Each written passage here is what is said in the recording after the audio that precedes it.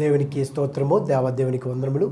ప్రభు అయినటువంటి యేసుక్రీస్తు నామంలో మీ అందరికీ శుభములు తెలియజేస్తున్నాను. ప్రియ సహోదరి సహోదరుడా, ఈ సమయంలో దేవుని యొక్క వాక్యం సెలవుస్తుంది. ఈ దినాల్లో చూసుకున్నట్లయితే అనేక మంది తల్లిదండ్రులు లేకపోతే అనేక కుటుంబాలు సంతోషంగా ఉండలేదు. ఎందుకనంటే వారు దేవునికి ప్రార్థన చేస్తున్నారు, దేవుని యొక్క సన్నిధిలోనికి వెళ్తున్నారు, కానీ వారి జీవితాల్లో శాంతి సమాధానం లేకుండా అనేక మంది జీవిస్తున్నారు. అవును కదా? ఎందుకని? తల్లికి తండ్రికి ఈ దినాల్లో సంతోషం లేదు, సమాధానం లేదు. ఎందుకంటే బిడ్డలు సరైనటువంటి మార్గంలో వారు నడవకపోవటం వల్లే. ఈ యొక్క సమయంలో మనం చూసుకున్నట్లయితే దేవుని యొక్క వాక్యం సెలవుస్తుంది. సామెతల గ్రంథము 22వ అధ్యాయంలో చూస్తే 6వ వచనంలో మనం అనేక సార్లు మనం వింటూనే ఉన్నాం. బాలుడు నడవలసిన త్రోవలో మనం వాడికి నేర్పినట్లయితే వాడు వృద్ధుడైనా సరే ఆ త్రోవ నుండి తొలగిపోవడానికి దేవుని యొక్క వాక్యం చేస్తుంది. అవును కదా?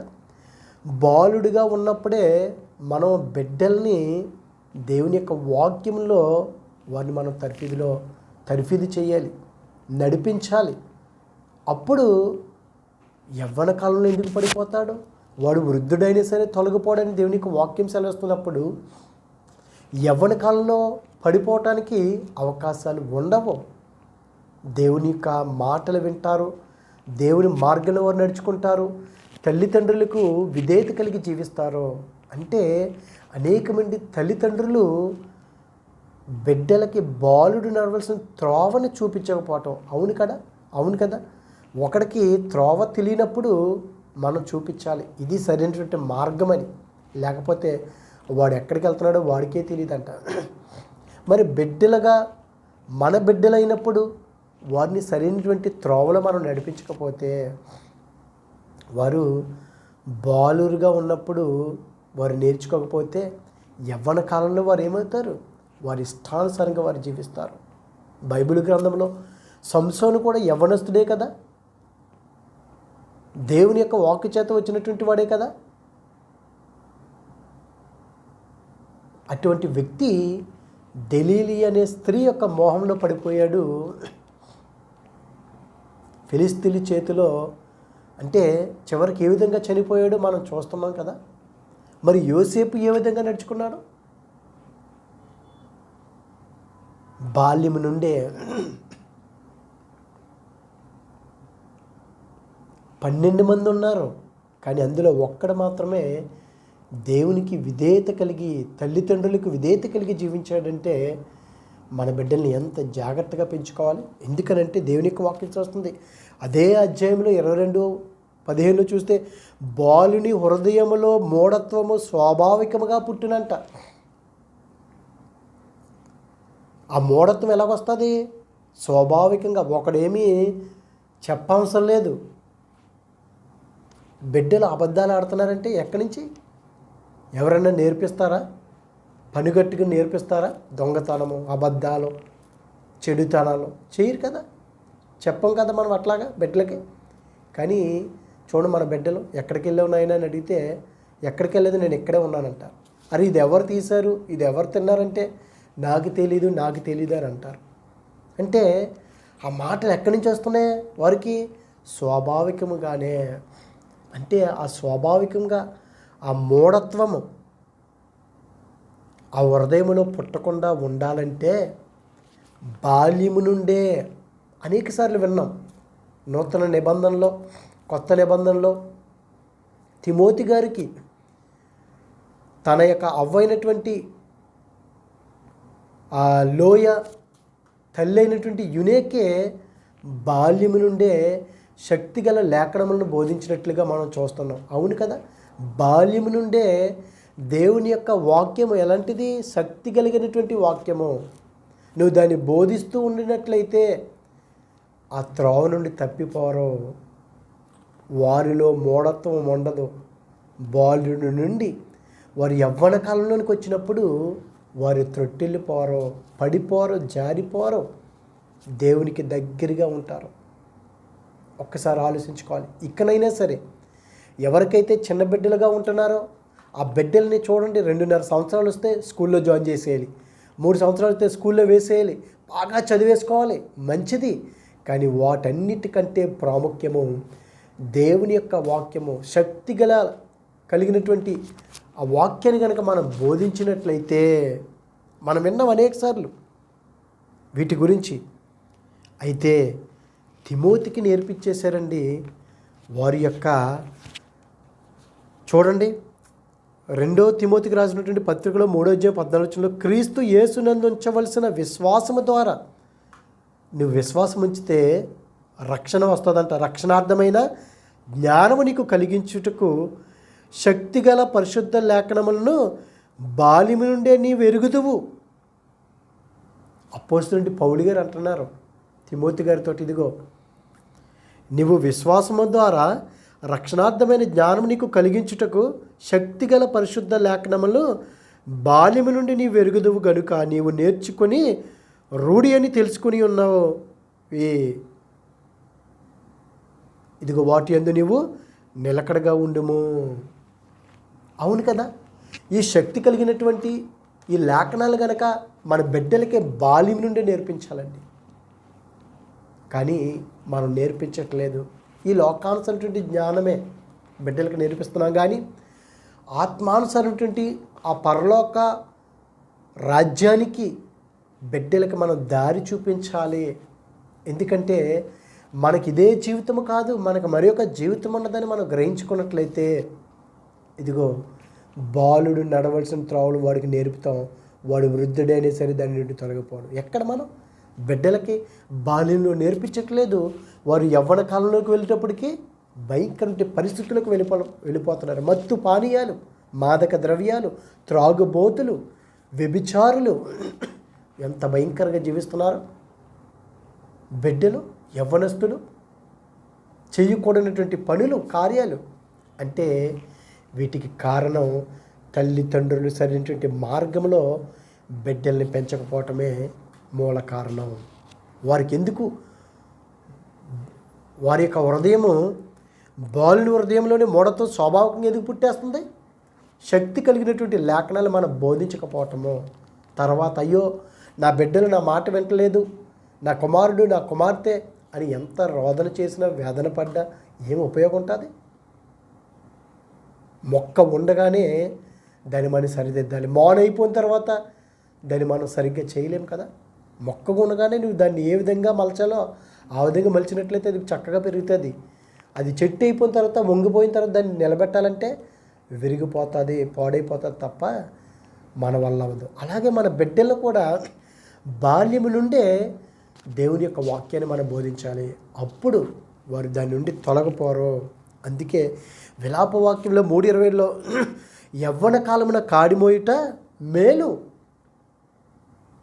నువ్వు బాల్యం నుండి ఎప్పుడైతే నువ్వు వారిని తరిఫిది చేస్తామో దేవుని యొక్క మార్గంలో, అందుకే కదా పాలు విడిచిన వెంటనే ఏం చేశారు?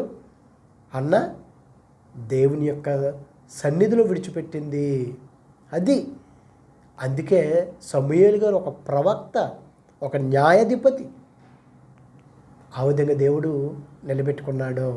కానీ మనం పాలు విడిచిన తర్వాత ఎక్కడ పడితే అక్కడ విడిచివేస్తున్నాం. ఈ లోకంలో మనం స్కూల్లో విడిచేయాలా, వేరే చోట విడిచేయాలి, అంతేగాని దేవుని సన్నిధిలోనే నా బిడ్డ పెరగాలి. బహు తక్కువ మందికి ఆలోచన. అందుకే ఏమైపోతున్నారు బిడ్డలు? మా మాట వింటలేదు, వారి పరిస్థితి బాగాలేదు. ఎందుకు? నువ్వు సరైనటువంటి మార్గాన్ని బిడ్డలకు ముందు నుంచి నువ్వు నేర్పించలేదు కనుక అట్టి విధంగా కాకుండా ఇక్కడైనా సరే ఉన్నటువంటి బిడ్డలను కనుక మనం సరైనటువంటి మార్గంలో ఈ శక్తి కలిగినటువంటి లేఖనాలు కనుక మనం బోధించినట్లయితే దాని నుండి తొలగిపోరు. అందుకే దేవుని యొక్క వాక్యం వస్తుంది కదా, కీర్తనలోనే 119:9 చూస్తే యవ్వనులు దేని చేత తమ నడతను శుద్ధిపరుచుకుందరు? యవ్వన కాలంలో ఉన్నటువంటి యవ్వనస్తులు దేని చేత తన యొక్క నడకల్ని శుద్ధీకరించుకుంటారు? నీ వాక్యమును బట్టే, దేవుని యొక్క వాక్యాన్ని బట్టే కదా. ఎందుకు? వారు బాల్యం నుండి నేర్చుకున్నారు కనుక యవ్వన కాలంలో వచ్చేటప్పటికి ఇదిగో తమ నడతను శుద్ధిపరుచుకుంటారు దేవుని యొక్క వాక్యం చేత. అయ్యో నేను సరిగ్గా నడుచుకోవట్లేదేమో, ఎందుకంటే చిన్నప్పటి నుంచి నేను వాక్యం విన్నాను, నేను చూసే చూపులు, నా ఆలోచనలు, నా ప్రవర్తన, నడక సరిగ్గా లేదు, నా ప్రవర్తన మార్చుకోవాలని వాక్యాన్ని బట్టి వారు మార్చుకుంటారు. నువ్వు ముందు నుంచే వాక్యం నేర్పించము, దేవుని సన్నిధిలోనికి నడిపించము, ఎలాగ నేర్చుకుంటారో, ఎలాగ వారు శుద్ధీకరించుకుంటారో వారికి అర్థం కాదు. మరి సోదరి సోదరుడా, తల్లిదండ్రులుగా మనము ఇదిగో, లేకపోతే నీ పొరుగు వారికి బిడ్డలు ఉన్నప్పుడు, నీకు బిడ్డలు ఉన్నప్పుడు దేవుని యొక్క వాక్యాన్ని మనం బోధించి వారిని సరైన మార్గంలో మనం నడిపిస్తే బాలురుగా ఉన్నప్పుడే యవ్వన కాలంలో వారు పడిపోరు. ఇదిగో నీ వాక్యమును బట్టి దానిని జాగ్రత్తగా చూచుకొందురు. దేనిని? యవ్వన కాలాన్ని. ఇదిగో నేను సరిగ్గా ఉన్నానా లేదని దేవుని యొక్క వాక్యాన్ని ఎదుటిగా పెట్టుకుని తమ్ముని తాము చూసుకుంటారు. నీ ఎదుట నేను పాపము చేయకుండానట్లు నా హృదయములో నీ వాక్యమును ఉంచుకొని ఉన్నాను. అవును కదా, యవ్వనస్తులు అనుకుంటారు, అమ్మో దేవుడు నా ఎదుట ఉన్నాడు, ఇదిగో నేను నా ఎదుట నేను వాక్యాన్ని పెట్టుకున్నాను, నీ ఎదుట నేను పాపము చేయకుండానట్లు నా హృదయములో నీ వాక్యం ఉంచుకున్నాను. దేవుని యొక్క వాక్యం లేకపోవటం వల్లే కదా మన హృదయాల్లో, యవ్వనస్తుల హృదయాల్లో భయంకరమైన పాపములు చేస్తున్నారు, భయంకర పరిస్థితులకు వెళ్ళిపోతున్నారు, తల్లిదండ్రులకు అవిధేయత చూపిస్తున్నారు. ఏం చేస్తున్నారు? తల్లిదండ్రుల్ని కొట్టడం, తిట్టడం, చంపేయటం అవసరమైతే. ఎందుకని? ఇదిగో నీ ఎదుట నేను పాపము చేయకుండానట్లు నా హృదయంలో, వారి హృదయాల్లో దేవుని యొక్క వాక్యం ఉంటే దేవుని మార్గంలో చక్కగా నడుచుకుంటారు. వారి హృదయంలో దేవుని యొక్క వాక్యం లేకపోయినట్లయితే ఇదిగో వారి ఇష్టానుసారిగా జీవిస్తారో. అందుకే కదా దేవుని యొక్క వాక్యం చేస్తుంది, నువ్వు చిన్నతనం నుంచే బాలుడు నడవలసిన త్రోవలు వాడికి నేర్పినట్లయితే, అందుకే ద్వితీయోపదేశ కాండంలో ఉంది, ఆరోగ్యంలో నీవును నీ కుమారుడును నీ దేవుడిని యెహోవాకు భయపడి. ఎప్పుడు భయపడతారు? నువ్వు ఎప్పుడు భయపడతావు? దేవుని యొక్క వాక్యానికి లోబడినప్పుడు. నీ కుమారుడు, అతని యొక్క కుమారుడు ఎప్పుడు భయపడతారు? దేవుని యొక్క వాక్యాన్ని ఎరిగినప్పుడు. ఇదిగో నేను నీ ఎదుట పాపము చేయకుండానట్లు నా హృదయములో నీ వాక్యం ఉంచుకుంటాను. ఎప్పుడు? నువ్వు బాల్యము నుండే ఈ శక్తి కలిగినటువంటి లేఖనాలు కనుక నువ్వు బోధించినట్లయితే, ఇదిగో నేను నీకు ఆజ్ఞాపించు ఆయన కట్టడలన్నీయు ఆజ్ఞలన్నీయు నీ జీవిత దినములన్నీయును గైకొనుచు. ఒకరోజు 2 రోజులు కాదు, నువ్వు బాలుడిగా ఉన్నప్పుడు నువ్వు నేర్పించినట్లయితే అతని యొక్క జీవితం అంతయు కూడా, అందుకే వృద్ధుడైనా సరే దాని నుండి తొలగిపోవడంట. ప్రియ సహోదరి సహోదరుడా, ఒక తండ్రిగా, ఒక తల్లిగా, ఇదిగో లేకపోతే నువ్వు ఒక తాతయ్యగా ఉన్నావేమో, నాయనమ్మలాగా ఉన్నావేమో, అమ్మమ్మలాగా ఉన్నావేమో. ఇదిగో తిమోతి యొక్క అమ్మమ్మ శక్తిగల లేఖనాలు నేర్పించింది తన కుమార్తెకి, తన కుమార్తె తన బిడ్డకి నేర్పించింది. అందుకే ఇక్కడ అన్నాడు కదా, నీవును నీ కుమారుడును నీ దేవుడైన యెహోవాకు భయపడి నేను నీకు ఆజ్ఞాపించుటకు ఆయన కట్టడలన్నీ ఆజ్ఞలన్నీ నీ జీవిత దినములన్నట్టును గైకొనుచు నీవు దీర్ఘస్మాంతుడగునట్లు మీరు స్వాధీనపరుచుకున్నట్టు ఏరు దాటి వెలుచున్న దేశమందు మీరు జరుపుకున్నట్టుకు మీకు బోధింపవలనని మీ దేవుడైన యెహోవా ఆజ్ఞాపించిన ధర్మమంతయు, అనగా కట్టడలు, విధులు ఇవే. ఆయన ఏదైతే మనకు ఆజ్ఞాపించాడో, బోధించాడో, మనం దీర్ఘాస్మంతులుగా ఉండేటకు మన బిడ్డలో ఆయన యొక్క కట్టడలను మన జీవిత కాలమంతా కూడా మనం గైకొన్నట్లయితే అంటే, ఇదిగో అంటున్నాడు, అందుకే అంటున్నాడు ఆయన 4వ వచనంలో, ఇశ్రాయేలు వినుము నా ప్రజలారా, నా బిడ్డలారా, మన దేవుడైన యెహోవా అద్వితీయుడగు దేవుడు. యెహోవా ఒకే ఒక దేవుడు మనకి. నీ పూర్ణ హృదయంతో, నీ పూర్ణ ఆత్మతో, నీ పూర్ణ శక్తితోను నీ దేవుడైన యెహోవాను ప్రేమింపవలను. నేడు అంటే ఇదిగో ఈరోజు, ఇప్పుడే నేను నీకు ఆజ్ఞాపించు ఈ మాటలు నీ హృదయంలో ఉండవలను.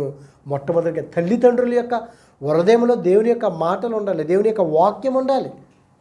తల్లిదండ్రులుగా మన హృదయంలో దేవుని యొక్క వాక్యం లేకపోతే బిడ్డలకు మనం ఏం బోధించగలము?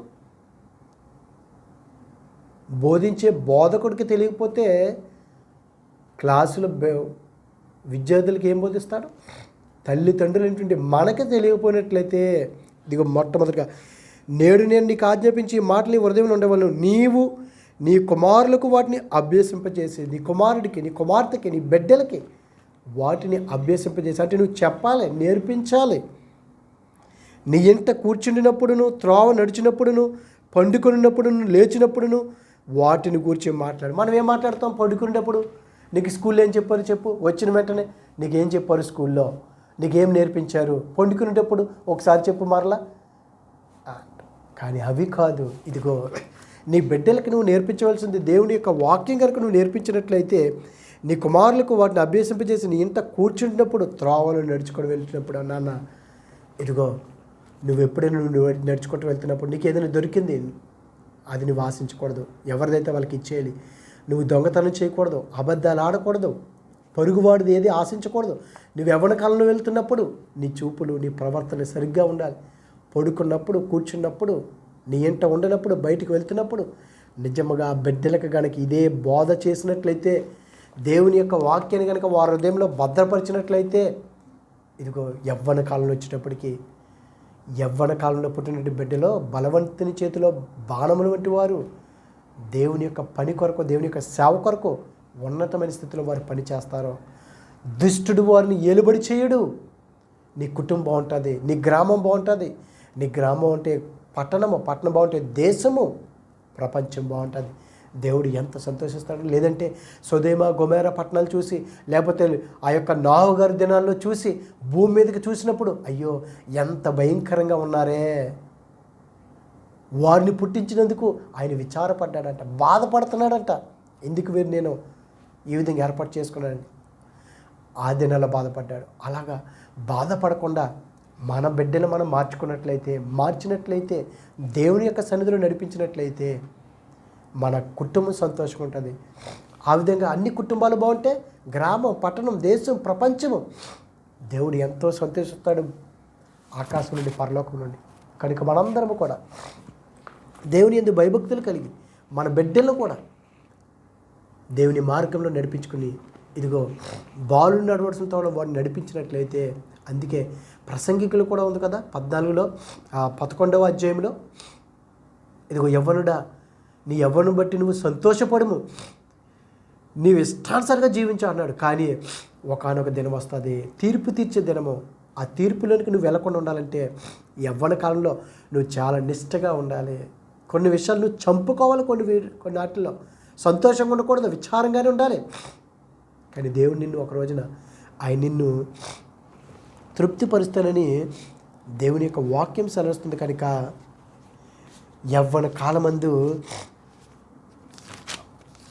చూడండి, యవ్వనుడు నీ యవ్వనమందు సంతోషపడుము, నీ యవ్వన కాలమందు నీ హృదయం సంతుష్టిగా ఉండనిము, నీ కోరిక చెప్పున, నీ దృష్టి యొక్క ఇష్టము చెప్పున ప్రవర్తింపమైతే వీటన్నిటిని బట్టి దేవుడు నిన్ను తీర్పులోనికి తెచ్చునని జ్ఞాపకము తెచ్చుకొనుము. నీ కనుదృష్టి యొక్క ఇష్టము చెప్పున ప్రవర్తింపమంటున్నాడు. చూడకూడనటువంటి ఆ వీడియోలను చూస్తున్నావేమో, చూడు, నీ ఇష్టంగా చూడు. కానీ ఒక దినం వస్తుంది, తీర్పులోనికి వెళ్తావు. నువ్వు చూస్తున్నావు, చూడకూడనటువంటి వాటిని చూస్తున్నావు. ఇదిగో బయట ఉన్నటువంటి వారిని ఎవరిని ఏ విధంగా చూడాలో నీకు తెలియట్లేదు, చూడు. కానీ తీర్పులోనికి నువ్వు తీర్చబడతావు. నీ ఇష్టానుసారంగా నువ్వు జీవించు. కానీ ఒక దినం వస్తుంది, అప్పుడు నువ్వు బాధపడతావు. ఆ విధంగా ఉండకూడదంటే, నీ యవ్వన కళ్ళకు చంపుకోవాలంటే, ఇదిగో బాల్య నుండి నువ్వు నేర్చుకున్నట్లయితే ఆ యవ్వన కాలంలో ఆ దశను నువ్వు కాపాడుకుంటావు. నీ జీవితం అంతా కూడా దీర్ఘాయుష్మంతుడిగా నువ్వు, ఎందుకని దేవుని యొక్క ఆజ్ఞలు నువ్వు గైకొంటున్నావు కనుక నీ దినములన్నిటి యందు, నీ జీవిత కాలం అంతా ఎందు కూడా నువ్వు ఆ విధంగా జీవిస్తావు. దేవుడు నిన్ను దీర్ఘాయుష్మంతుడిగా దీవిస్తాడు. ఉన్నతమైన స్థితిలో దేవుడు నిన్ను నిలబెడతాడు. అనేక మందికి మాదిరికరంగా దేవుడు నిన్ను నిలబెడతాడు. అటువంటి కృప దేవుడు మనందరికీ దయచేయుగాక. ఆమేన్. పరిశుద్ధుడా, ప్రేమగల తండ్రి, మహిమగల దేవునికి స్తోత్రాలు. ఇదిగో తండ్రి, ప్రతి ఒక్క కుటుంబ సంతోషంగా ఉండాలని నువ్వు ఆశ కలిగి, నువ్వు నీ యొక్క ప్రణాళిక అయ్యా భూమి మీద. కానీ బిడ్డలను సరైనటువంటి మార్గంలో పెంచకపోవటం వల్లనే వారు దుష్టుని యొక్క హస్తాల్లోకి వెళ్ళిపోయి దుర్మార్గంగా ప్రవర్తిస్తున్నారయ్యా. ఇదిగో తండ్రి, తిమోతికైతే శక్తిగల లేఖనములు బాల్యం నుండి నేర్పించున్నాడు కనుక ఇదిగో నువ్వు జాగ్రత్తగా నువ్వు నడుచుకోమని సెలవిస్తున్నాడయ్యా నీ యొక్క దాసుడు. ఇదిగో తండ్రి, మేము కూడా మా బిడ్డలందరినీ కూడా బాల్యం నుండే నీ మార్గంలో నడిపించినట్లయితే యవ్వనంలో పడిపోరయ్యా. యవ్వన దశలో పెద్దవారైనప్పుడు ఇంకనూ ప్రభా వారు ఏ విధంగా ప్రవర్తించాలో అనేక మందికి మాదిరికరంగా ఉంటారు. అటు భాగ్యాన్ని మా అందరికి అనుగ్రహించమని మొట్టమొదటిగా తల్లిదండ్రులుగా మేము నీ వాక్యాన్ని ప్రభావ మేము తెలుసుకుని ప్రభావ అది బిడ్డలకు బోధించడానికి సహాయం దయచేయండి. అనారోగ్య బిడ్డలకు ఆరోగ్యం దయచేయండి. నీ కృపలో మమ్మల్ని భద్రపరచమని క్రీస్తు నామములో ఇచ్చిన పరమ తండ్రి. Amen, amen. God bless you all.